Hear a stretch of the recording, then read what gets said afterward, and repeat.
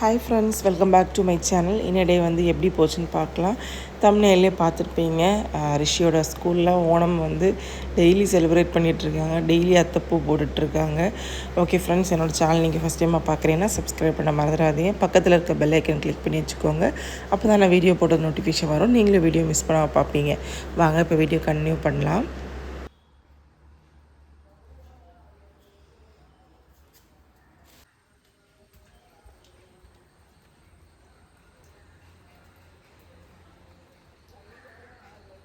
காலையில் எந்திரிச்சதும் பார்த்திங்கன்னா சரியான மழை பெஞ்சிக்கிட்டே இருக்குது. காலையில் எந்திரிச்சு சமைக்கிறது தான் பெரிய கஷ்டமாக இருக்குது. இந்த மழை டைமில் எந்திரிக்கவே தோணாது. இன்றைக்கி ரிஷி எப்படியாச்சும் ஸ்கூலில் அனுப்பணும்.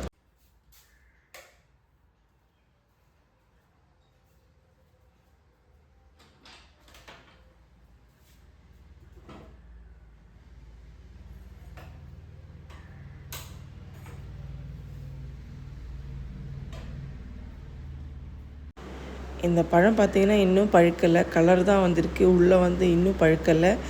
இன்றைக்கி ஈவினிங்குள்ளாடி வந்து அது பழுத்துரும். ரிஷிக்கு வந்து 2 பழம் கொடுத்து விடணும். ஸோ அவனுக்கு வந்து காலையில் பழுக்கலை, ஈவினிங் வந்து அது கண்டிப்பாக வந்து பழுத்துரும். நான் பாக்ஸில் வச்சு கொடுத்து விடுவேன். ஸோ அது பழுத்துரும். இன்றைக்கி மார்னிங் பிரேக்ஃபாஸ்ட் என்னென்னு பார்க்கலாம். காலையில் வந்து இட்லி தான் பண்ணியிருந்தேன். அப்புறம் ஒரு எக்கு வந்து பாயில் பண்ணி வச்சுருக்கேன். அப்புறம் வந்து சட்னி அரைச்சிருந்தேன். எக்கு வந்து 1 தான் பாயில் பண்ணியிருந்தேன். ரிஷியும் நானும் வந்து சாப்பிட மாட்டோம். ஸோ அதனால் அவனுக்கு எக்கு பாயில் பண்ணுறது பெருசாக இன்ட்ரெஸ்ட் இல்லை. அப்புறம் பார்த்திங்கன்னா இன்றைக்கி மத்தியானம் லஞ்சுக்கு வந்து அவனுக்கு ரைஸு, கேரட் பொரியல் வச்சுருக்கேன். அப்புறம் வந்து ஒரு எக்கு வந்து வறுத்து வச்சுருக்கேன், ரசம் வச்சுருக்கேன். மார்னிங் ஸ்நாக்ஸுக்கு ஆப்பிள் கட் பண்ணி வச்சுருக்கேன், கொஞ்சோண்டு சிப்ஸும் வச்சுருக்கேன். ஈவினிங் ஸ்நாக்ஸுக்கு பார்த்திங்கன்னா அச்சப்பம் வச்சுருக்கேன். அப்புறம் வந்து 2 குட்டி பழம் வச்சுருக்கேன். இது வச்சது வந்து காலையில் பழுக்கலை, ஈவினிங் கண்டிப்பாக பழுத்துரும். ஆனால் ரிஷி பார்த்திங்கன்னா சாப்பிடவே இல்லை, அப்படியே வந்து கொண்டு வந்துட்டான். அவங்க சொல்லி தான் அனுப்புனாங்க. எவ்வளோ சாப்பிட கொடுத்து பார்த்தேன், நான் சாப்பிடவே இல்லை அப்படின்னு. ஸ்கூலுக்கு வந்து கிளம்பியாச்சு. காலையிலே வந்து அழுதுகிட்டு தான் போகிறான். அவனுக்கு பிடிக்காம தான் போகிறான். இன்னொன்று பார்த்திங்கன்னா அவனுக்கு இன்றைக்கி பூவெல்லாம் வந்து கொடுத்து விடணும். ஸோ அதனால் வந்து இன்றைக்கி பூ வந்து எடுத்து வச்சுட்டேன். கவரில் பேக்லேயே வச்சுருக்கேன். ரிஷி வந்து பார்த்திங்கன்னா சோகமாக போயிட்டுருக்கான். மழையும் பெய்யுது. ரெயின் கோட்லாம் போட்டு அனுப்பியிருக்கேன். இன்றைக்கி ஃபஸ்ட்டு டே.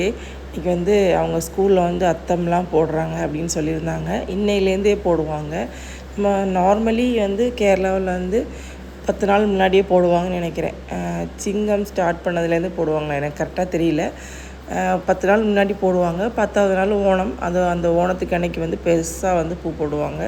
ஸோ அதனால் இவங்க ஸ்கூல்லேயும் போடுறாங்க போல். அதனால் நானும் வந்து பூ கொடுத்து விட்ருக்கேன். மார்னிங் பிரேக்ஃபாஸ்ட் வந்து சாப்பிட்டுட்டு நான் அங்கேருந்து நேராக டிரைவிங் கிளாஸ் கிளம்பிட்டேன். இனிமேல் வந்து இவங்க வரமாட்டாங்க. ஏன்னா இவங்களுக்கு நாளைக்கு வந்து டெஸ்ட்டு. ஸோ இதுலேருந்து இவங்களை வந்து பார்க்க முடியாது. நான் மட்டும் தனியாக தான் வரணும் டிரைவிங் கிளாஸுக்கு. டிரைவிங் கிளாஸ் போயிட்டு அப்படியே வீட்டுக்கு போயிட்டேன். வீட்டுக்கு போயிட்டு ஒரு 3:10 வந்து அங்கேருந்து ஒரு ஆட்டோவில் கிளம்பிட்டேன். ரிஷியை கூப்பிட்டதுக்காக ஹஸ்பண்ட் வீட்டில் இல்லை, ஒரு வேலையாக வந்து வெளியே போயிருந்தாங்க. ஸோ அவங்க வர லேட் ஆயிரும் அப்படின்னு சொன்னாங்க. ஸோ நானே வந்து ஆட்டோவில் ரிஷியை வந்து பிக்கப் பண்ணிடலாம் அப்படின்னு போயிட்டுருக்கேன் ரிஷியை கூப்பிட்றதுக்காக. ரிஷிக்கு வந்து ஆட்டோனால் ரொம்ப பிடிக்கும். அவனுக்கு என்னன்னே தெரியல. நம்ம எவ்வளோ நம்ம பைக்கில் போனாலும் சரி, ஏசி காரில் போனாலும் சரி, அவனுக்கு ஆட்டோ தான் ரொம்ப பிடிக்கும். நான் வந்து ஆட்டோவில் அவனை உட்கார வச்சு கொண்டு வந்தேன்.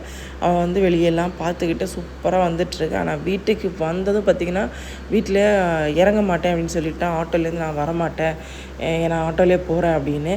லாஸ்ட்டு அவங்க டிரைவர் வந்து கொஞ்ச நேரம் வந்து கீழே வர போய் எங்கள் ரோட்டில் கீழே வர போய் வளைச்சிட்டுலாம் வந்தாங்க. அவனை வச்சுருக்கேன் அப்படின்னு சொல்லிட்டு கீழே வர போயிட்டு வந்தாங்க. போயிட்டு வந்ததும் பார்த்திங்கன்னா அவன் இறங்கவே மாட்டேன்னு ஒரே அழுக வரவே மாட்டேன் அப்படின்னு. நான் எப்படியெல்லாமோ அவனை வந்து கூட்டிகிட்டு வீட்டுக்குள்ளாடி வந்துட்டேன். அவனுக்கு ஆட்டோ, பைக்கு, ஃபஸ்ட்டு ஆட்டோ பிடிக்கும், அப்புறம் பைக்கு பிடிக்கும். அவனுக்கு என்னன்னு தெரியல, ஆட்டோ மேலே அவ்வளோ ஒரு இன்ட்ரெஸ்ட்டு. அப்புறம் ஈவினிங் பார்த்திங்கன்னா நான் வந்து கட்டன் போட்டிருந்தேன். ஸ்நாக்ஸுக்கு பார்த்திங்கன்னா எனக்கு தெரிஞ்சது மாதிரி நான் வந்து உள்ளிவடைன்னு சொல்ல முடியாது. நான் உள்ளிவடைக்கு வந்து இந்த மாவில் தண்ணி யூஸ் பண்ண மாட்டாங்க. நான் அந்த மாவில் கொஞ்சம் தண்ணி யூஸ் பண்ணி இது போட்டிருக்கேன். இது வந்து யூடியூப்பில் பார்த்துருக்கேன். அப்புறம் வந்து நானே வந்து எனக்கு கொஞ்சம் ஈஸியாக இருக்குது. உள்ளிவடை போட்டால் வந்து ரொம்ப மாவெல்லாம் வந்து எல்லா இடத்துலையும் போய் கரெக்டாக வந்து நிற்க மாட்டேங்குது. ஸோ அதனால் இது ரொம்ப ஈஸியாக இருக்குதுன்னு உள்ளிவடை போட்டு சாப்பிட்டோம். சாப்பிட்டு முடித்ததும் பார்த்திங்கன்னா ரிஷி தூங்க ஸ்டார்ட் பண்ணிட்டான். மத்தியானம் டெய்லி ஸ்கூலில் ஒரு 1 hour தான் தூங்குவான். அவனுக்கு வந்து ஒரு 3 மணிக்கு ஒரு தூங்கினா தான் அது வந்து தூக்கமே, அது தூக்கம் மாதிரி இருக்கும். ஸோ அந்த 3 மணிக்கு ஒரு தூங்கலைல்ல, 1 ஹவர் தானே தூங்கினா, பேலன்ஸ் வந்து ஈவினிங் இங்கே வந்து தூங்கிட்டு இருக்கான். நான் தூங்க விட மாட்டேன், ஏன்னா நைட்டு தூங்க மாட்டான்னு.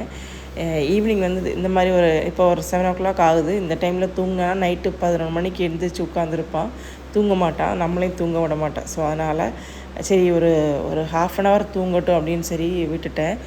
நான் அப்படியே ஆடிக்கிட்டே வந்து உட்காந்துருந்தேன். என் பக்கத்தில் உட்காந்து அப்படியே வந்து ஆடிக்கிட்டே தூங்கிட்டான்.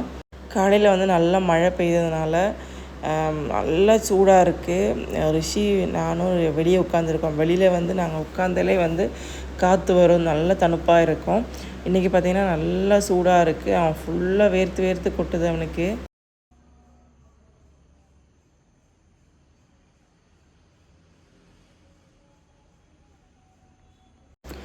இன்றைக்கி வந்து பூ வந்து கொடுத்து விட்டேன். ஸோ அதில் அவங்க அத்தை பூலாம் போட்டாங்க, வீடியோலாம் அனுப்பி கொடுத்தாங்க, பார்த்தேன். சரி அதை வந்து நம்ம இதில் வந்து ஷேர் பண்ண முடியல, ஏன்னா வந்து எல்லா பிள்ளைங்களும் இருக்காங்க, எல்லா பிள்ளைங்களும் இருக்கிற வீடியோ வந்து நம்ம ஷேர் பண்ணுறது தப்பு.